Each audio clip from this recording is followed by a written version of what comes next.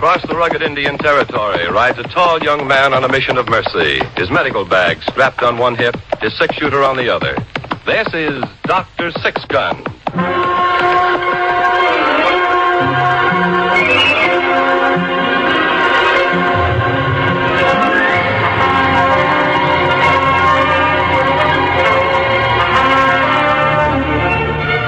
The National Broadcasting Company brings you another episode in the exciting adventure series, Dr. Six Gun.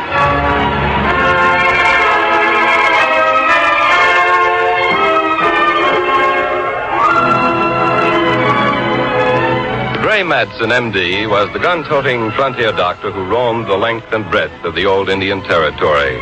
Friend and physician to white and Indian alike, the symbol of justice and mercy in the lawless West of the 1870s, this legendary figure was known to all as Dr. Six Gun.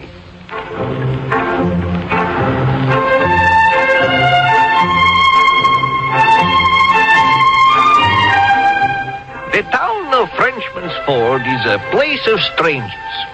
At almost any time of the year, there are more strangers on the streets and in the saloon than there are residents. Depending on the season, you can find cavalry troopers from the post to the west, cattle buyers from as far away as Abilene and even Chicago, cow punchers up from the long trail out of Texas, and even such strange fish as me. And who am I? I am Pablo, the gypsy peddler. And this is Midnight, my friend. Midnight, hello. He's a raven, too. He's a stranger. Out the back way. Shh. Landlord will hear us. As you can see, he is an experienced traveler. And so, a stranger riding into the town of Frenchman's Ford causes only mild interest and very few questions. I was sitting with my friend Doc Six Gun at his favorite table in the Bull Run Saloon one day. Doc was eating supper and I was drinking lunch, as I had been on the road without time for refreshment. A stranger walked in. He stopped at the bar, ordered a drink, spoke for a moment to O'Shea behind the bar, and then came over to our table. Evening, gentlemen. Good evening. I trust I'm not intruding. Why, no. What can I do for you? The gentleman behind the bar tells me you're a physician. That's right. Allow me to introduce myself.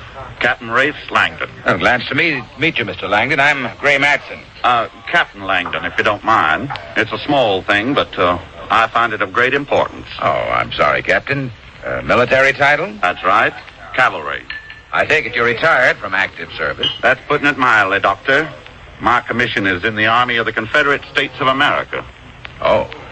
Well, we have a lot of men who have fought here in the territory, both sides, north and south. We get along mostly. Of course. Doctor, I wish to consult you on a professional matter, if I may. Of course, Captain Langdon. Pablo... By a strange coincidence, Doc, having finished my lunch, I must now ask O'Shea to pour my supper. I'll see you later, Doc. Doctor, I presume you're acquainted with the treatment of gunshot wounds. That's one of the major parts of my practice, Captain. That and delivering babies. Well, I'm not likely to call in your services in that capacity. But as to the first, I require some treatment. You've got a bullet wound? I have. Well, maybe we'd better go over to my office. Excellent idea, Doctor. I'm afraid the stage ride from Chisholm City is not the best of health measures for a wound. Well, that ride isn't very healthy, even if you're not carrying a bullet. Well, come on, Captain. We'll get over to my place and see what we can do.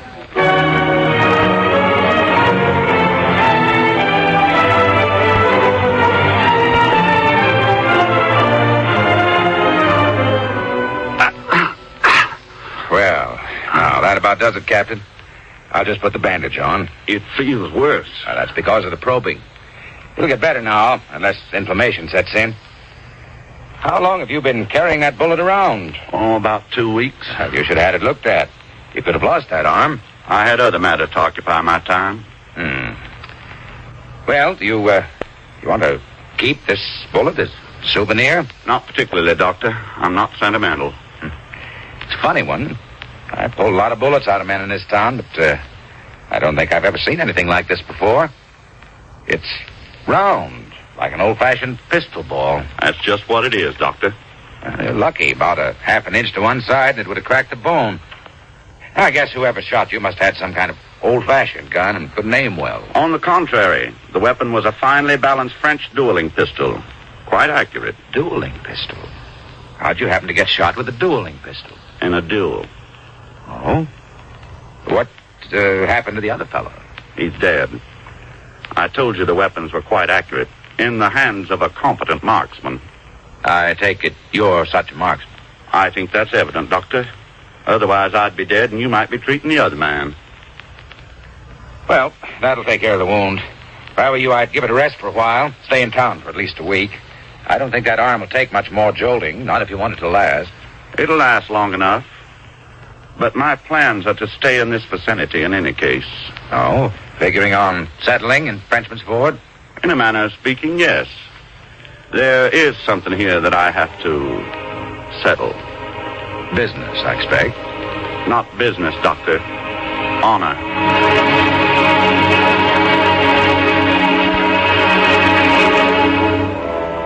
Captain Rance Langdon stayed in Frenchman's Ford for the next several weeks. He took a room at the hotel above the livery stable and spent his days sitting quietly at the Bull Run, his arm resting in his silken kerchief, drinking more or less consistently from a bottle that he himself brought to the saloon and placed behind the bar. And in the evenings he would sit at the table with Doc with his special bottle of bourbon, and they would talk. Why, I agree with you, Doctor, completely. I find I can't sympathize with those who continue to fight the battle of the Confederacy long after the war's over. Why, I'm a little surprised to hear you say that, Captain. Why? Well, for one thing, the way you still use your rank. Most of the men I've met who are still calling themselves major or colonel tend to die pretty hard. Why, it wasn't but 4 months ago that big mirror behind the bar got broken in Pickett's charge. Oh, regrettable, Doctor, regrettable. As for my using my military title, it's a point of honor with me. I consider my commission a distinction which I'm pleased to remember. It does not mean that I'm unaware that it's an empty title. I pride myself on being a sensible and civilized man, Doctor. I'm not a moth to go beating against the flame of a lost cause until I singe my wings. I wish there were more men here in the territory with that kind of sense, Captain. I've been meaning to ask you, Doctor. I had heard that there was an old acquaintance of mine living in the vicinity. A man from my home county. Is that right? What's his name? Maybe I know him. I was hoping you might. Carver. Carver? Well, now, let's see. I do know one or two Carvers. What's the name of your Carver? I don't know. You don't? You see, I've never met him. Actually, he's the son of an old acquaintance. I was especially asked to look him up. About how old a fellow would he be? Oh, young man, probably about 25. Well, most of the fellows that age in these parts are out punching cows on one of the big spreads to the north. I ride circuit every now and again. If I run across a fellow named Carver who seems to fill your bill, I'll let you know. Do that, Doctor, if you will. I'm quite anxious to meet him. Any particular message for me to give him if I see him? Oh, nothing in particular. You might just tell him that a Langdon is looking for him. One of the Langdons from Rance County.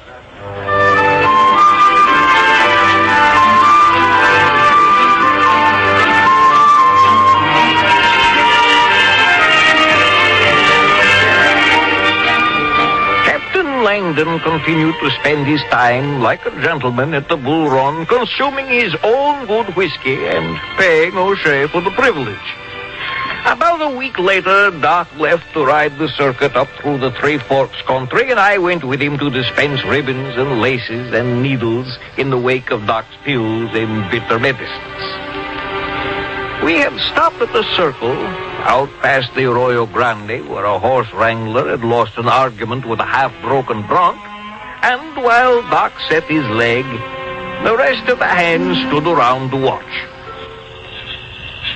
There, that'll hold you. Yeah, you done a good job on him, Doc. Well, I had to be careful when I set that leg. How do you mean, Doc? Why, if I'd set it straight, he'd be out of a job. Yeah? But don't worry, they're both as bow-legged as they ever were. Well, that's about all. Unless one of you other fellas cares to oblige me by breaking something while I'm here to save me the trip. You're a real cock, Doc. Real funny. Hey, say, excuse me a minute, will you? I want to tell Cookie to wrestle up a can of beans to take out to the night herd. Where's he riding? In the Box Canyon, up about a mile to the north. We got a herd of strays penned in there, and he's riding them out to the canyon. No, I'm heading out that way. Why don't I take his grub out to him? Well, would you do that, Doc? It's real nice here. Who is it? Old Walleye Johnson? No. Old Walleye got himself killed last spring by a longhorn. Oh. This here's a new fella named Carver. Comes from the south somewhere.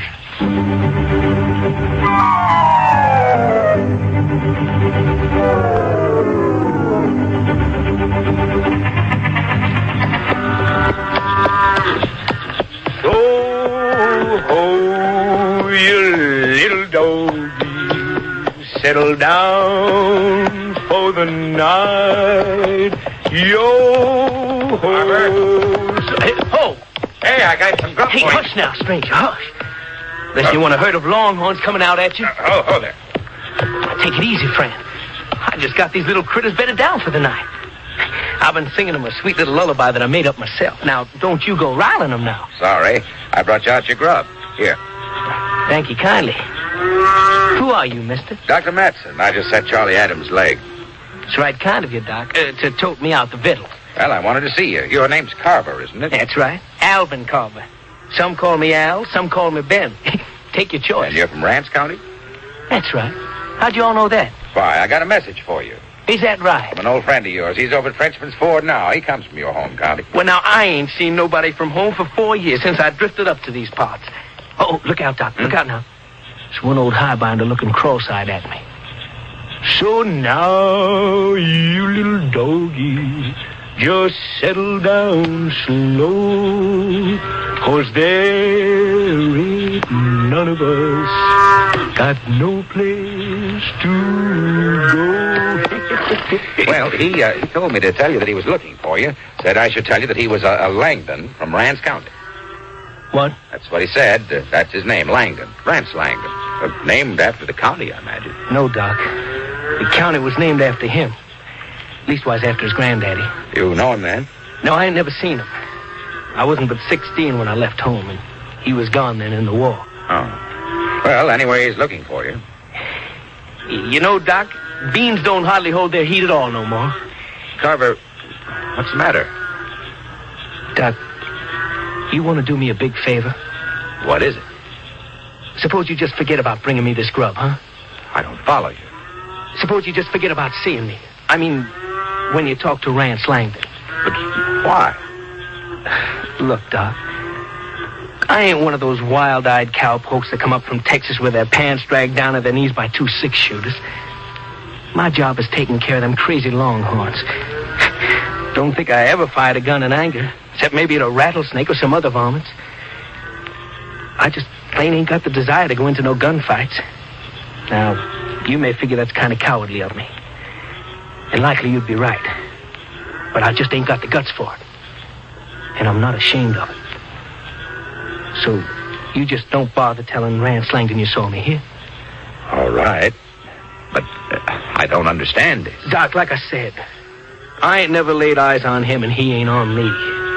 But if it does, sure as I'm sitting here eating cold beans, he's gonna kill me.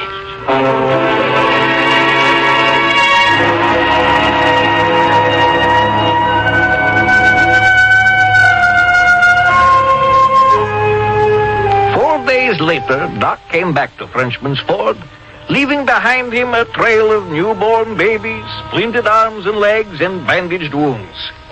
As he sat at his table at the Bull Run, Captain Rance Langdon left the game of poker at the big round table and came over and joined him. Evening, Doctor. Oh, Captain Langdon. Have a successful trip? More or less. I only lost one patient. Oh, I'm sorry to hear that. One of the Peyton kids. That's Homestead family, about 40 miles from here. I couldn't understand it. I still don't know what it was. The child ran a fever, not too hot, had some headache, complained of stiffness, and her back hurt. And then, just a little while later, she couldn't move, and she stopped breathing. Oh, wasn't anything I could give her. I just don't know what it was. Well, it's not the first patient I've lost, and won't be the last. You prefer him to die of something you can understand? I suppose that's it. Doc, do you recall the errand I asked you to do for me? Oh, you mean looking for that fella, what was his name? Carver. Yeah, that's right. I don't suppose you ran across him. Why, no. It's a big territory. Well, you needn't bother about it anymore, Doctor. Oh? I found him. You have? He's working as a cowhand at the Circle A Ranch. Cook came in to load up supplies, stopped in for a drink here, and mentioned Carver's name. You sure it's the right one? Funny thing. Cook said you'd been at the Circle A. Odd you didn't run into Carver. Well, maybe he was out on the range. Yes, I suppose that's possible. Langdon, why are you looking for this Carver fellow? I told you. I've been asked to locate him. Yes, but why? Does it matter to you? Oh, I was just wondering. By the way, Doctor, I expect to be leaving Frenchman's Ford tomorrow morning. I'd appreciate it if you'd give me your bill for services. All right, I'll do that. Heading back east? Doctor, are you really interested? Look, Langdon, I didn't tell you the truth. I did see Carver. I gave him your message.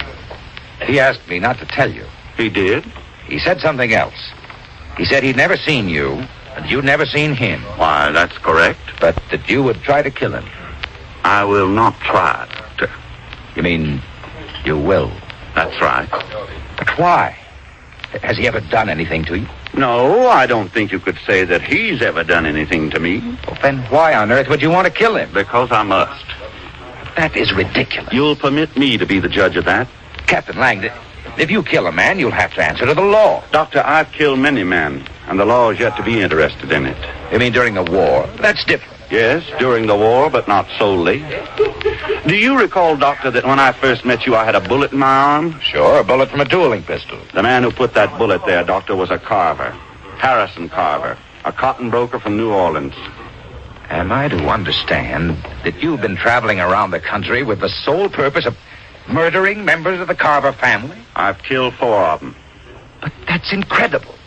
Doctor, I don't know if you're acquainted with the importance placed upon matters of honor. I have seen some pretty touchy tempers here in Frenchman's Ford. It's not the same thing. Now, I don't feel inclined to go into it further, but don't attempt to get in my way, Doctor. Just as I'm an excellent marksman with a dueling pistol, I'm quite adequate with a modern 6-shooter. Now, if you'll give me your bill, I'll see that it's paid before I leave. Good evening, Doctor. O'Shea. Oh, hi, Doc. Listen, my horse is beat. I've been on the circuit for 2 weeks. You still got that black stallion? You mean the one I took off that gambler from St. Louis for his bill? Yeah, I got him. Lend him to me, O'Shea. Well, sure, Doc, but what for? You just got in from the circuit. Got an emergency case somewhere? I think so. If anybody wants me, they can send it to Circle A. I'll be riding there tonight.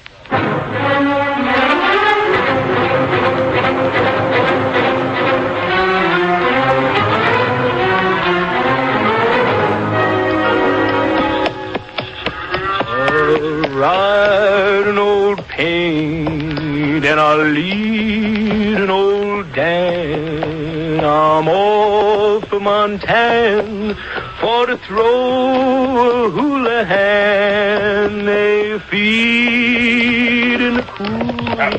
They water. Hey, come on, son. Carver? Who's that? You trying to spook this herd? It's Dr. Matson. Oh, howdy, Doc. Somebody else break a leg? Carver, you better tell me all about it. Whatever it is between you and Rance Langdon. He knows you're here. He's riding out tomorrow to find you. Well, I reckon there wasn't much chance of ducking him. Less than I was just to cut out and run the first time I heard it from you.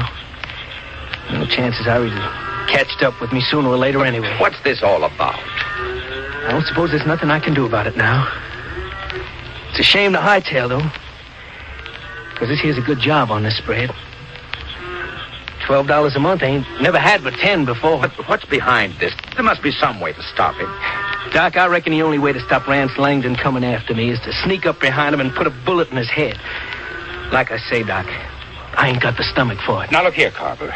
I rode all the way out here to warn you, and I think you owe me some kind of an explanation. Why is Rance Langdon after you or any other Carver he can find? I reckon I wasn't the first. Doc, did he tell you who he got? Well, he mentioned a cotton broker in New Orleans. That'd be my pa's cousin, Harrison. He was a nice fella, Cousin Harrison. He used to give us kids sugar sticks when he came to see us. But why? Doc, Back in Rance County, there's always been the Langdon family, and along with them, the Rances. Between the two of them, I guess they was the county. Before the war, they owned every bit of it that wasn't just too poor and stony to grow cotton on. After the war, things began to change a little bit. Some of the families, like us Carvers, moved down out of the back country. Before the war, Carvers weren't no more a count in Rance County than a mule in the Langdon plantation. But I had an uncle started a business in Clayton. That's the county seat. He did real well. Reckon he made a lot of money. Leastwise, after the war, he had enough money to buy a big piece of land from the Langdons. That's all they had, land. Langdons didn't hold with the Carvers. They'd sell them the land at a stiff price, but they didn't hold with them. But that isn't enough reason for a blood feud. There was a girl in the Langdon family. I don't even recollect her name. She took up with one of us Carvers. She run away with him, and I reckon that started it. I don't see how. Well, I suppose you'd say the Langdons figured they'd been sullied. Anyways, Jarvis Langdon went after the Carver that married the girl and killed him. Then one thing led to another. Then that's what started this feud? That's right. Old Jarvis, he swore he'd get every one of the Carvers. I reckon he passed it on to Rance on account of Jarvis got killed just before I left the county and come out here. How old were you when all this happened? When that girl went off with the Carver fellow, I reckon I was 8 years old or something like that. And he's going to try to kill you for that? I reckon. That's incredible. It's barbarous. I've heard him talk about the foolishness of still fighting the war. He's a civilized man. Maybe. Anyways, he's a Langdon from Rance County. I suppose I might as well go in and draw him a pay and hit the wind. No, wait a minute. He shouldn't be allowed to run you off like that. Now, look, Carver, suppose you ride in the Frenchman's Ford with me. We'll go to the sheriff's office. Doc, I don't reckon I could do that. Well, what do you mean? We could have you protected, have Langdon arrested. He must be wanted in New Orleans for the murder there. I couldn't go to the law. Why not? Like I told you, I ain't no gun hand. I ain't no cavalry officer neither, nor a dueler or nothing. I'm just a cowpoke. But on the other hand, I'm from Rance County, too. My family ain't had no honor to speak of. They ain't but hardly had shoes or breeches before 15, 20 years ago. But I ain't going to the law on a thing like this, no. I wouldn't give them Langdons the satisfaction. Carver, you're as foolish as he is. What are you going to do? Just wait until he catches up with you and kills you so you can prove your family is as stupid and murderous as his? I reckon it's something like that, Doc. Well, I'm not going to let you. I'm going to swear out an information against Rance Langdon when I get back to town. I'll have the sheriff hold him, and the marshal at Chisholm City can telegraph New Orleans. I wouldn't do that, Doctor. Langdon. Don't move. The both of you make a fine target in the moonlight. I thought maybe you'd try something like this, Doctor, so I rode out tonight. Now, listen to me, Langdon. You've already interfered too much with this matter. Now, please leave this to me. You can't gun this man down in cold blood. He hasn't done anything to you. Think, Langdon, think. You're an intelligent man. He was an 8-year-old boy when this whole thing started. What could he have to do with dishonoring anybody? Doctor, you don't understand this at all. The woman in question had no honor or reputation to speak of. She had lost it as thoroughly as possible some years before she married Carver. It's not her honor that's involved, but that of the family. The Langdons of Rance County. Langdon, you're insane. Even the Apache Indians limit a blood feud to the guilty man. Shooting this boy down is murder. Oh, but I'm not going to do that, Doctor. Well, then, why? You don't understand, Doc. He wouldn't shoot me down this way. That's right. I'm no assassin. He'll have the same chance as I have. I brought along the dueling pistols. They're perfectly matched. You can have your choice of them, Carver. I don't reckon it'll make no never mind to me, Langdon. It's still murder. He doesn't know anything about these weapons, and you've used them. Get off your horse, Carver. Now you wait a minute, Mr. Langdon. You just wait a minute. Now, what are you going to do, Carver? Beg for mercy? I don't reckon so. I didn't figure to fight nobody. That's why I run off from Rance County. But as long as you brought it to me, I reckon I might as well take you up. Carver, you're crazy. Hold on, Doc. You don't understand. I know. I don't come from Rance County. Now, don't get the idea I'm thinking of any kind of family honor now, Doc. But just before I left the county, it was one of these high-minded, honorable Langdons who took my pa out of his bed in the middle of the night, and I never did see him again. Leastwise, not alive. Langdon. All right, Doctor. Throw down your gun belt. Langdon. Go ahead. All right. Now, dismount, Carver. Then I'll get down on foot.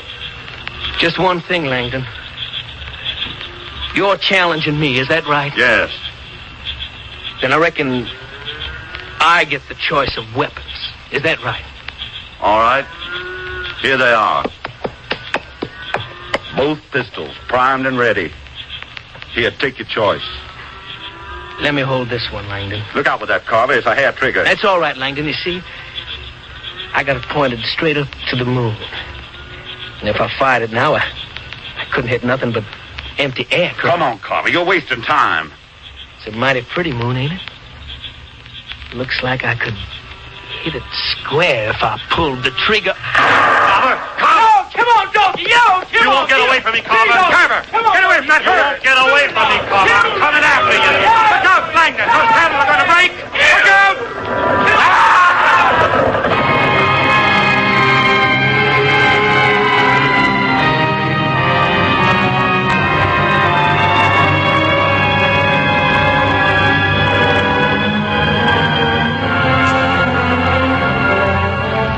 How's that? Real comfortable, Doc. It's not a bad break. The arm will be good as new in a couple of weeks. Thank you, Doc. Thank you. One more thing. Yes, sir. You don't have to worry about Langdon anymore. The whole herd went over him. Yeah, I saw him go down. Doc, do you reckon it was all right? What do you mean? He was going to fight me with a pistol. And he knew how to use it. I didn't. Yeah. But I did have the choice of weapons. He couldn't complain none if I chose a weapon that I knew how to handle and he didn't. A herd of stampeding longhorns. I mean, Doc, I ain't no cavalry officer, and I ain't no Langdon of Rance County. I'm just a cowpoke who knows his trade. But I wouldn't want to have done nothing without honor.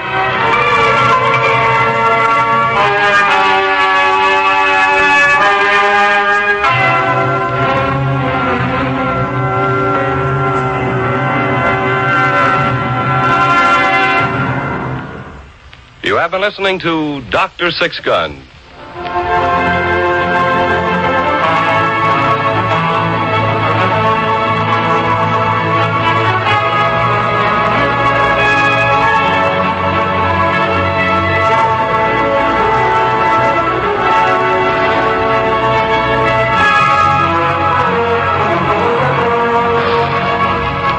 Doc Six Gun is played by Carl Weber and Pablo by William Griffiths. Today's script was written by Ernest Kenoy. Heard in the cast were John Baragray as Captain Rance Langdon, Bob Hastings as young Carver, and William Keene as O'Shea. Dr. Six Gun is directed by Fred Way. This is Bill Rippey speaking.